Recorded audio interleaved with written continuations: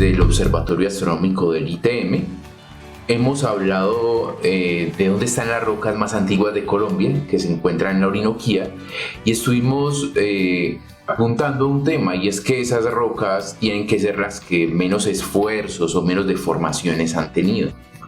Pero, ¿cómo puede uno datar las rocas? Pues el día de hoy vamos a centrarnos en un fenómeno que es el punto de partida para hacer estimaciones de la edad de las rocas. Son dos cosas. La primera, cuando tenemos, por ejemplo, agua y esa agua se enfría convirtiéndose en hielo, va a haber una temperatura a la que llamamos temperatura de cierre. ¿Qué es la temperatura de cierre? Es cuando el agua se convierte en hielo, generándome una estructura. Incluso puedo generar en el interior todavía agua, pero tengo unas paredes que ya me están cerrando toda esa agua hasta que al final se transforma toda en hielo.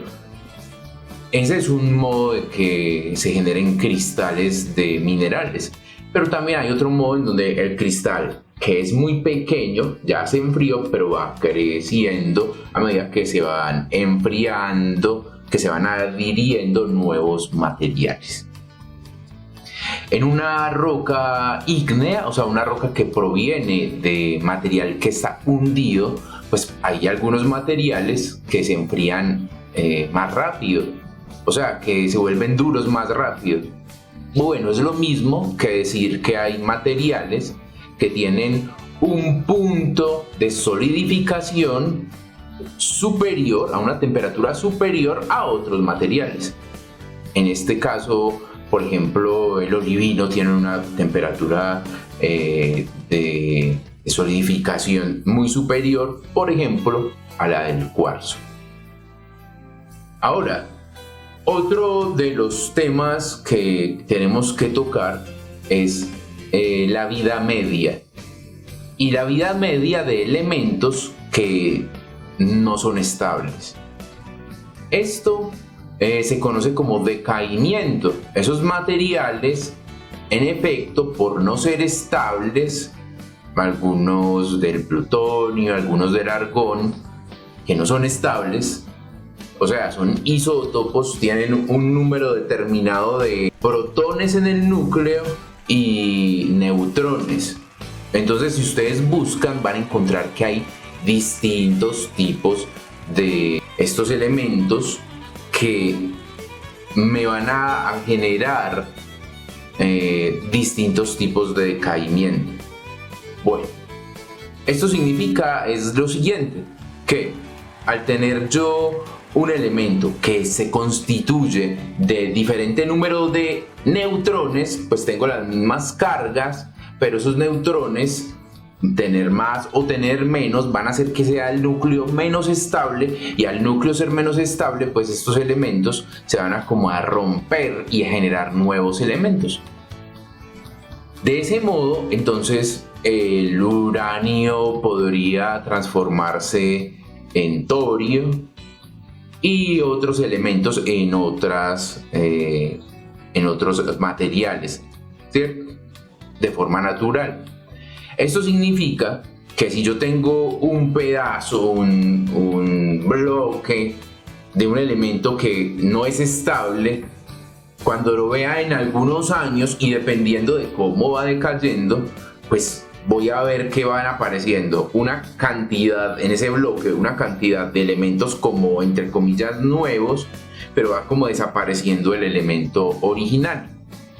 Si yo hago ese conteo y yo sé cómo decae, cómo es esa proporción de decaimiento, entonces yo puedo decir, claro, yo en el principio tenía un 10 centímetros cúbicos de un material que era radioactivo. Normalmente esos materiales son radioactivos, ¿cierto?